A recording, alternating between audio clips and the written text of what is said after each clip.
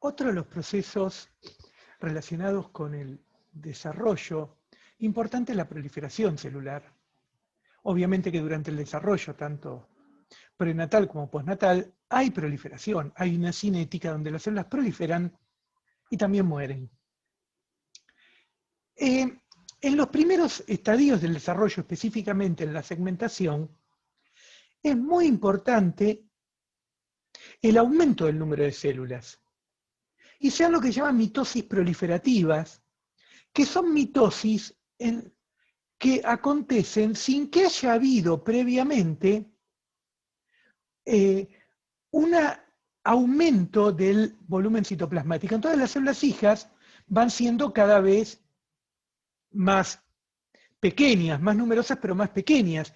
Esto en vertebrados no mamíferos suele ser muy manifiesto. Por ejemplo, en un día, un embrión de algunas especies de anfibios tiene 5.000 células ocupando el mismo volumen que antes ocupaba una sola célula.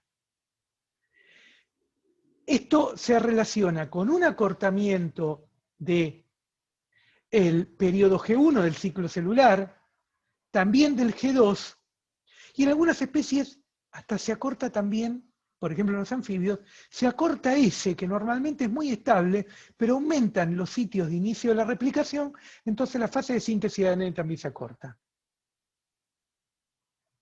Y luego está otro tipo de mitosis, que es lo que se llama mitosis cuántica, en el cual existen las stem cells, que al dividirse generan una célula hija igual a sí misma y otra diferente.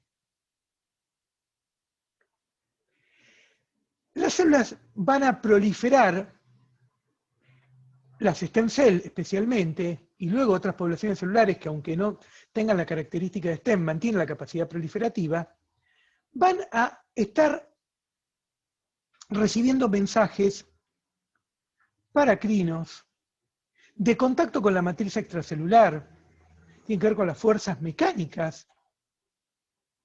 También mensajes que se generan por vía yuxtacrina y también mensajes que le llegan por vía endocrina y a partir de neurotransmisores. Todo eso genera cambios que suelen hacer que haya una distribución asimétrica de los componentes citoplasmáticos. Fíjense, esta proteína que acá está marcada como verde, está más de un lado que del otro.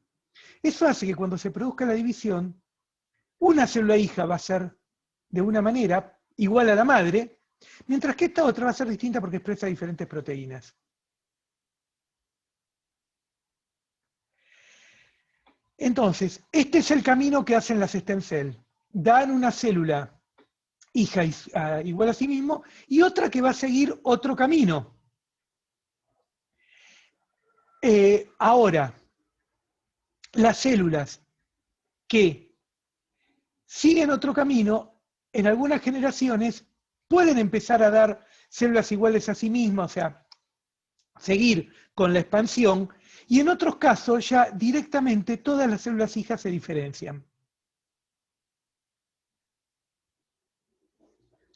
Bien, otro proceso que ocurre durante el desarrollo son los movimientos celulares. Los movimientos celulares ocurren en distintas etapas del desarrollo y son fundamentales para los reordenamientos que ocurren durante la gastrulación. Los movimientos celulares me marcan la característica animal del embrión, porque no están en los embriones vegetales.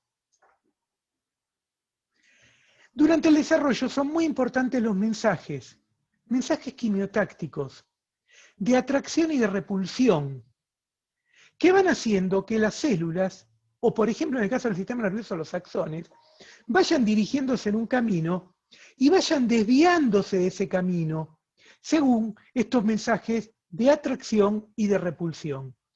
Normalmente los movimientos celulares se dan utilizando como vías proteínas fibrosas. Van haciendo esto las células. No pueden las células animales moverse si no hay medio para utilizar como riel. Ese medio son las proteínas fibrosas, como la fibronectina, por ejemplo. Las células animales, excepto los espermatozoides que tienen flagelo, no pueden nadar. Tienen que utilizar un riel. Bien. Las células pueden moverse de diferentes formas, por ejemplo, los movimientos de invaginación, donde ingresan en una cavidad preexistente, los movimientos de epibolia, en los que cubren estructuras preexistentes, de involución, donde se introducen entre dos capas que ya existían, de delaminación, en la que a partir de una capa se forman dos, y de migración, donde grupos de células se dirigen todos en la misma dirección, ese caso sería convergencia, o desde un punto en distintas direcciones, que sería divergencia. Y la extensión convergente, que la vamos a ver bien con los ejemplos. Acá tenemos cómo se da. Primero, acá habría una invaginación. Pese a que no está dicho ahí, acá habría una invaginación. La invaginación que lleva a formar el surco neural. Las células convergen en el centro y fíjense lo que pasa con el epitelio no neural. El epitelio no neural hace esto, y termina cubriendo algo preexistente que era este tubo. Entonces, ahí, esto donde se cubre una estructura preexistente es una epibolia. Bien. Aquí, en una gástrula de mamífero, esto lo vamos a ver muy bien la clase que viene, convergen las células en la línea primitiva, migran, convergen, y cuando llegaron a la línea primitiva se introducen. Acá, una vez que se invaginan, las primeras células se invaginan en realidad porque pasan a formar una nueva capa que es el endodermo. Pero las siguientes se ubican entre dos capas preexistentes. Ese es un movimiento de involución. Las células entran por acá, se meten. Fíjense que acá hay una transición epitelio-mesenquimática de la que ya habíamos hablado y forman esta tercera capa. En el caso de la extensión convergente, fíjense que las células lo que hacen es cambiar su forma, llegar a una zona que, por ejemplo, sería el ecuador de la célula, y ahí comenzar a alargarse. Y de esa manera una estructura que era esférica pasa a convertirse en una estructura tubular. Acá vemos, por ejemplo, cómo este embrión de Xenopus está cambiando su forma esférica a su forma tubular. Este Xenopus es un anfibio muy utilizado en embriología. Empieza por el cambio, fíjense que las estructuras que acá estaban formando un anillo, ahora forman unas estructuras alargadas. Eso es la extensión convergente. Acá lo tenemos más claro. Fíjense cómo estas células de Xenopus también, al principio de la gastrulación, están reunidas de esta manera, entonces tienden a formar estructuras esféricas. En cambio, se empiezan a desplazar y lo que era una esfera pasó a ser una estructura alargada. Bien, acá vemos otro ejemplo, pero esto es un movimiento porque en realidad no es un simple cambio de forma, sino que las células emiten proyecciones, cambian su morfología por emitir proyecciones y eso lo lleva a que se desplacen. Pasamos de esto a esto. La vemos aquí también. Bien. A veces lo que puede ocurrir es que las células se intercalen unas con otras y da un resultado similar.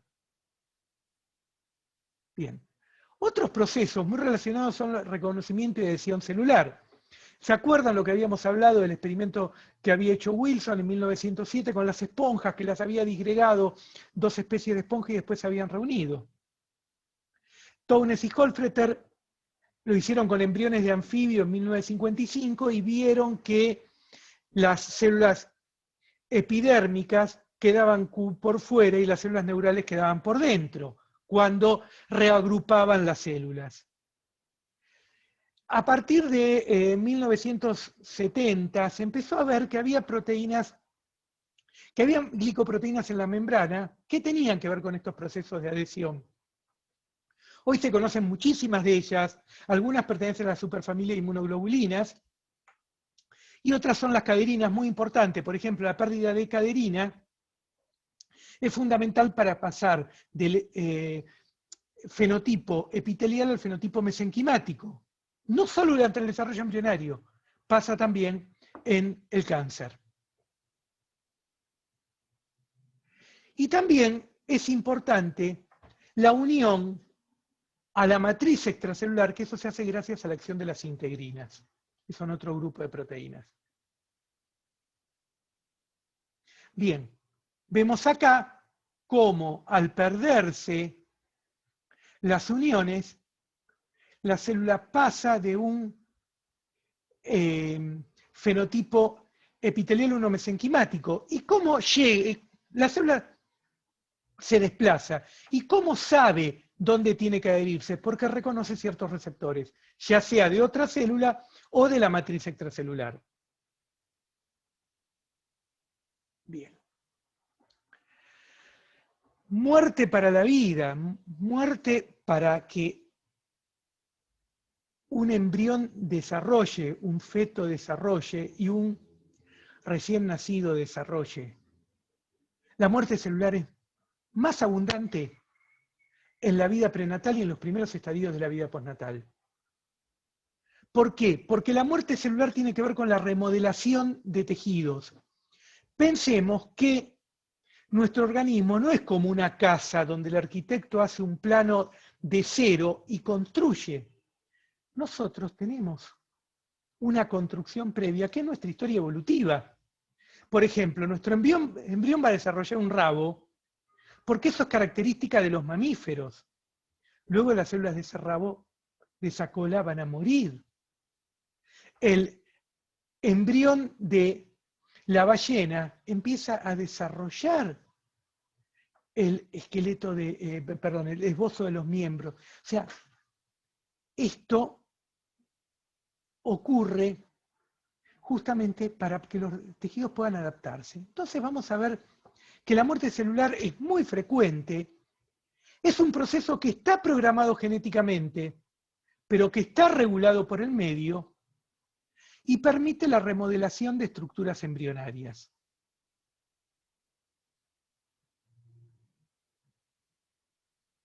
La muerte más frecuente es por apoptosis, aunque también otros mecanismos de muerte como la autofagia intervienen.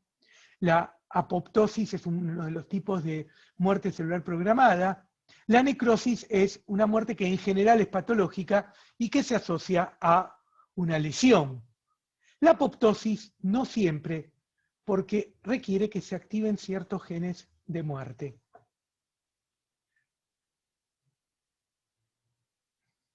Hay muerte celular durante el desarrollo fundamental para la morfogénesis.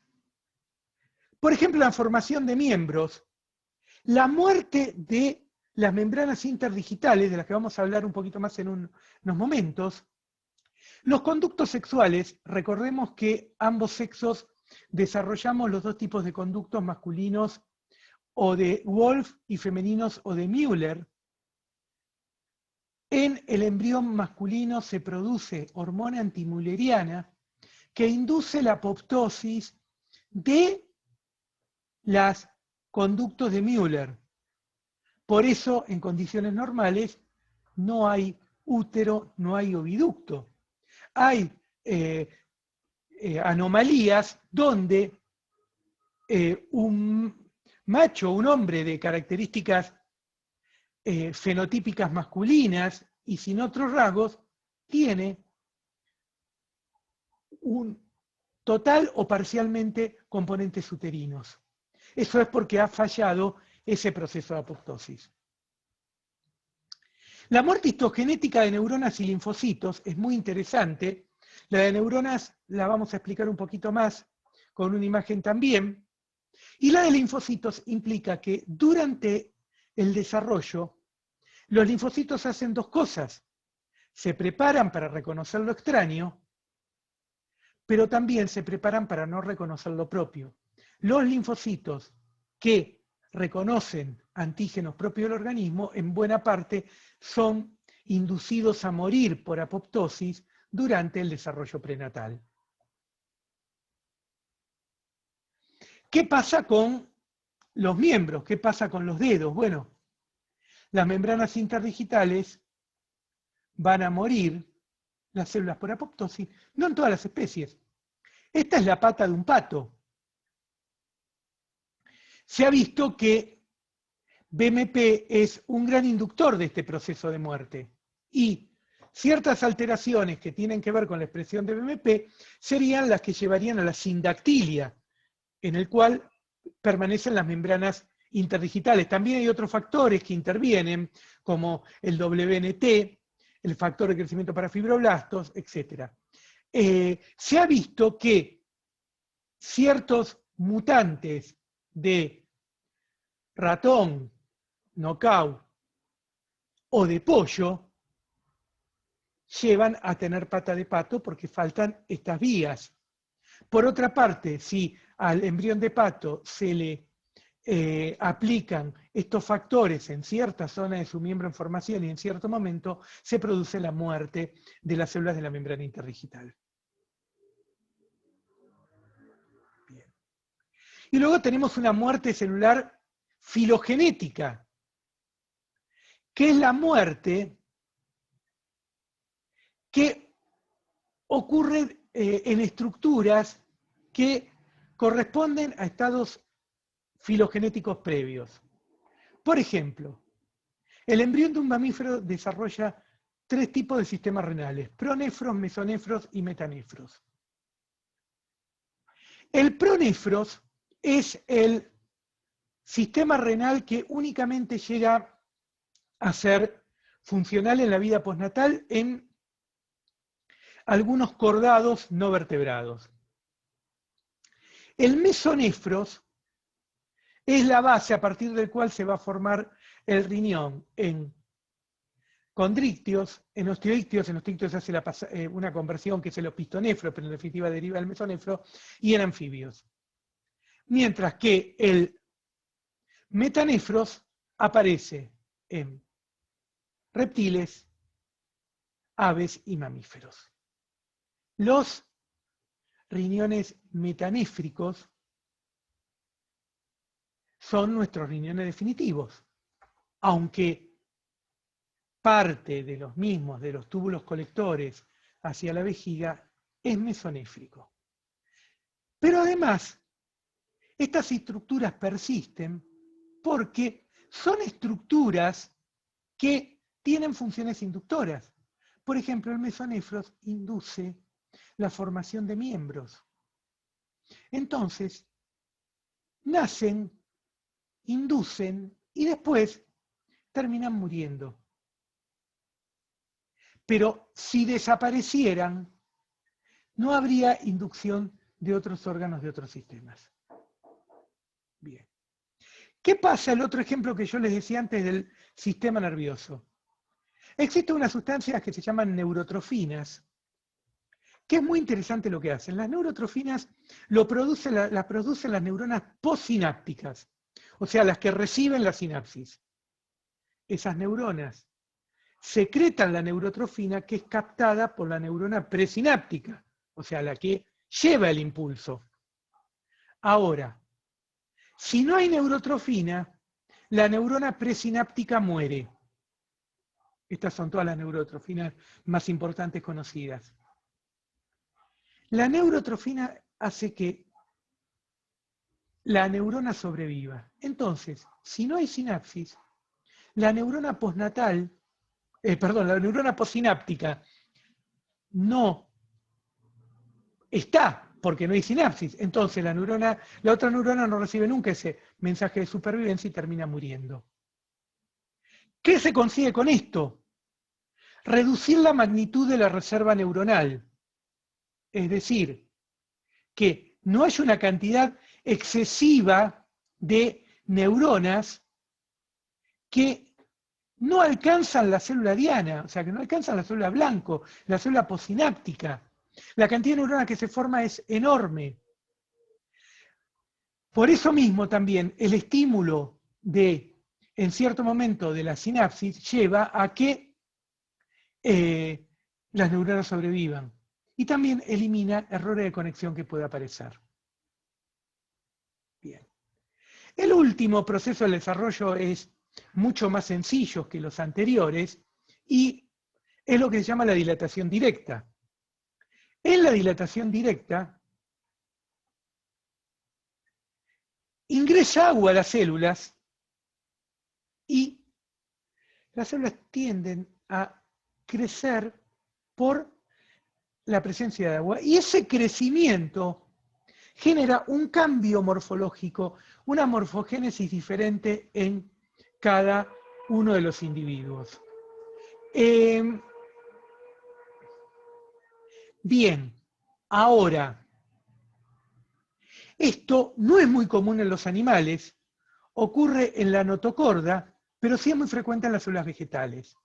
Recuerden que las células animales, por las características de no tener una pared, no resisten un acúmulo de una gran cantidad de agua, se lisarían, estallarían. Así que es poco importante en células animales. Bien.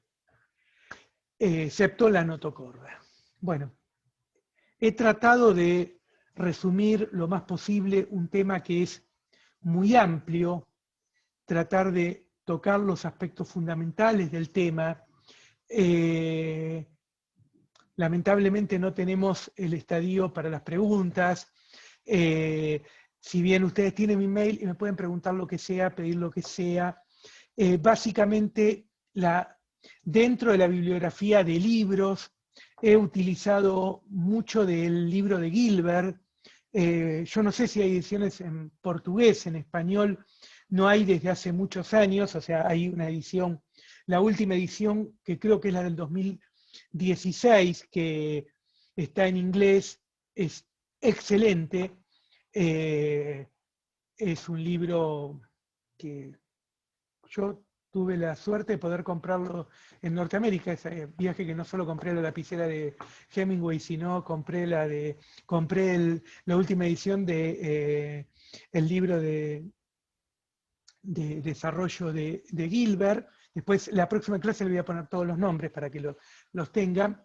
Es un libro que en ese momento yo lo había pagado $200 en librerías, la versión de tapa dura, obviamente, pero lo compré allá, no sé cuánto estará. Y bueno, me dijeron que se puede conseguir por internet alguna copia, eso me han dicho. Así que ese es un libro excelente. Hay otro libro que sí tiene edición en castellano, tampoco sé en portugués, que es La embriología y biología del desarrollo humano de Carlson. Algunas imágenes son sacadas de ese libro también, que es un muy buen libro. Y luego, bueno, hay infinidad de trabajos científicos, papers que abordan estos temas. Quien esté interesado en un tema en particular puede consultarme, puede pedirme bibliografía, estoy a su entera disposición, lo mismo que de los organizadores, Patricia y Asís, a quienes debo agradecer infinitamente esta invitación porque, aunque sea de esta manera, encontrarme con los amigos de San Pablo siempre es un placer. Así que con esto terminaríamos este tercer video y culminaríamos el tema. Si alguien quiere para la semana que viene, hay algún tema que les parece que no quedó claro y quieren que lo vuelva a explicar antes de comenzar con el tema específico, yo no tengo ningún inconveniente. Sé que también el idioma complica, pero bueno, la ventaja de tener esto es que pueden tener la clase grabada y verla. no es solamente el momento como es en una clase presencial. Alguna ventaja tenemos que tener con la virtualidad. Bueno, muchísimas gracias y espero en algún momento poder verlos en forma real. Y obrigado, Sao Paulo, hablábamos de formas, de la adquisición de la forma. Esto es el Valle de la Luna en Argentina, un lugar donde se dan estas formaciones tan extrañas. El Valle de la Luna y Talampaya son dos sitios paleontológicos muy importantes, pero además donde hay figuras geológicas muy extrañas, como esta que se llama el tablero de ajedrez. Bueno, muchísimas gracias, obrigado, y será hasta la semana que viene.